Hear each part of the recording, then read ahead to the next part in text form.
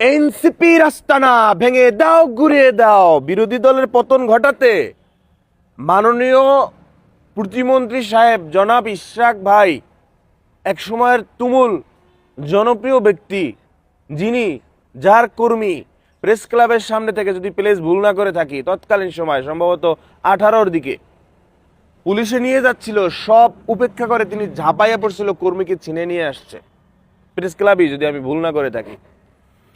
তো এখন সেই সময়ের জনপ্রিয় ব্যক্তি, ওই ভিডিও দেখে তার ফ্যান হয়েছিলাম। এর পরক্ষণে ইশরাক ভাইকে কখনো কখনো, ইশরাক ভাইয়ের পেজে গেলে একটা ছবি পাওয়া যাবে, পিছনে টিনের বেড়া, অন্ধকার, মশামাছি, এরকম টাইপের আর কি, একদম প্রত্যন্ত অঞ্চল, গ্রাম, এরকম একটা ব্যাপার। মানুষ ক্ষমতার চেয়ারে বসলে অতীত ভুলে যায় নাকি অতীত থেকে মানুষ শিক্ষা নেয় না, যাক এটা যাদের যাদের ব্যাপারটা হলো কি, পুরনো রাজনীতি দিয়ে কি এই ডিজিটাল যুগে চলা কি সম্ভব? মানে থার্ড জেন্ডার দিয়ে বলানো হচ্ছে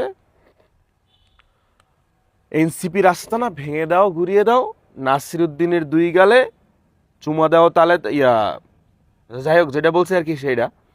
এখন নাসিরুদ্দিন পাটোয়ারিকে কেন্দ্র করে পুরো এনসিপির আস্তানা তো আপনি ঘুরিয়ে দিতে পারেন না। আপনি বলতে যারা বলছেন বা বলতেছেন বা যারা উড়িয়ে দিতে চান, নাসিরুদ্দিন পাটোয়ারির বক্তব্যকে কেন্দ্র করে, নাসিরুদ্দিন পাটোয়ারি বেদব, নাসিরুদ্দিন পাটোয়ারি ডারবি নাসির, ছোট বড় সিনিয়র জুনিয়র মানে না, মুখের উপরে কথা বলে দেখ কত কি। এখন নাসিরুদ্দিন হ্যাঁ ঠিক আছে, নাসিরুদ্দিন পাটোয়ারি এনসিপির বিশেষ অংশ, কিন্তু সেই জন্য নাসিরুদ্দিন পাটোয়ারিকে কেন্দ্র করে আপনি এনসিপির আস্তানা ভেঙে দাও, ঘুরিয়ে দাও।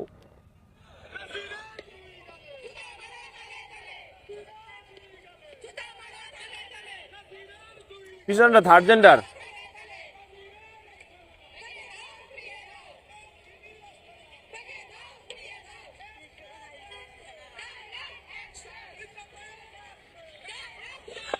ইশরাক ভাইয়ের অ্যাকশন, যাই হোক, ইশরাক ভাইয়ের একটা সময় ফ্যান ছিলাম, এখনো আছি। তো বিরোধী দল এমন কি করে ফেলছে ভাই, যে জন্য থার্ড জেন্ডারকে, না থার্ড জেন্ডার কথাটা বললে তাদেরকে ছোট করা হবে, তারাও মানুষ, তারাও আমাদের বাংলাদেশি মানুষ, তারাও এই পৃথিবীর মানুষ, ছোট করার কোনো মানি হয় না, করার যৌক্তিকতা নাই, এবং কেউ যেন না করে সে অনুরোধ থাকবে। মানে এখন ওখানে আসছে সেজন্য আর কি বলা। এনসিপি কি করলো এমন যা রাস্তানা ঘুরিয়ে দিতে হবে, এবং সেটা ইশরাক ভাইয়ের নাম ধরে? ইশরাক ভাই রানিং একজন প্রতিমন্ত্রী। ইশরাক ভাই শুধু বিএনপি না, বিএনপির বাহিরেরও অন্য অন্য দলেরও নেতাকর্মী, মানুষ তাকে ভালোবাসে। এখন বাসে কিনা সেটা মানুষের ব্যাপার, সেই সময়ের কথা আমি মনে করাই দিলাম।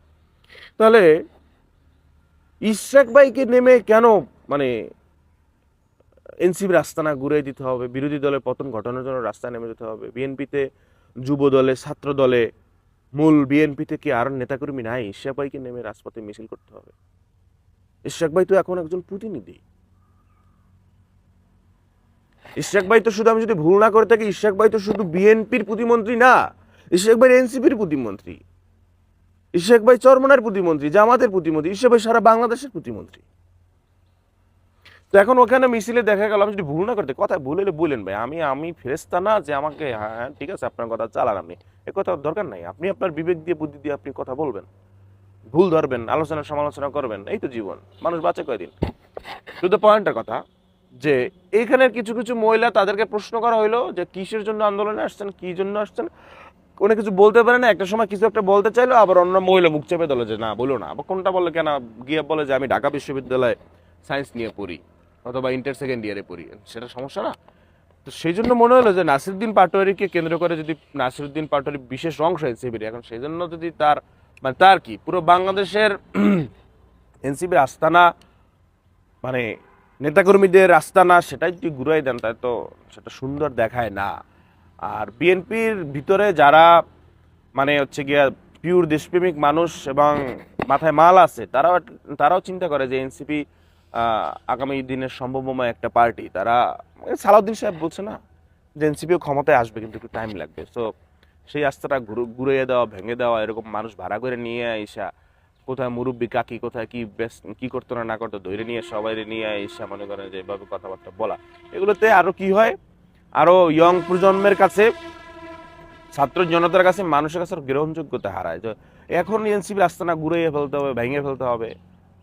নাসিরউদ্দিন পাটোয়ারিকে কেন্দ্র করে, নাসিরউদ্দিন পাটোয়ারি একটা জিনিস, এনসিপির বিশেষ অংশ, পুরো এনসিপি আর একটা জিনিস। এটা পুরো এনসিপিতে তো সারা বাংলাদেশের মানুষ কানেক্টেড, তাই না? এখানে এখানে আমার মনে হয় না মানে এক মানুষকে কেন্দ্র করে পুরো এনসিপির আস্তানা ভেঙে দেওয়া, ঘুরিয়ে দেওয়ার কোনো মানে আছে বা যৌক্তিকতা আছে বা কথা উঠানো উচিত। এটা হলো একটা পয়েন্ট। দ্বিতীয় পয়েন্ট হচ্ছে যে পুরনো রাজনীতির যে ব্যাপার, এগুলো করতো স্বৈরাচার, স্বৈরশাসক, মানে মানুষ দর মানে হল থেকে এরকম ইডেন কলেজের মেয়েদেরকে ঢাকা বিশ্ববিদ্যালয়ের মেয়েদেরকে বইলে চালাই দেওয়া হতো মিছিলে, হয়েছে এরকম।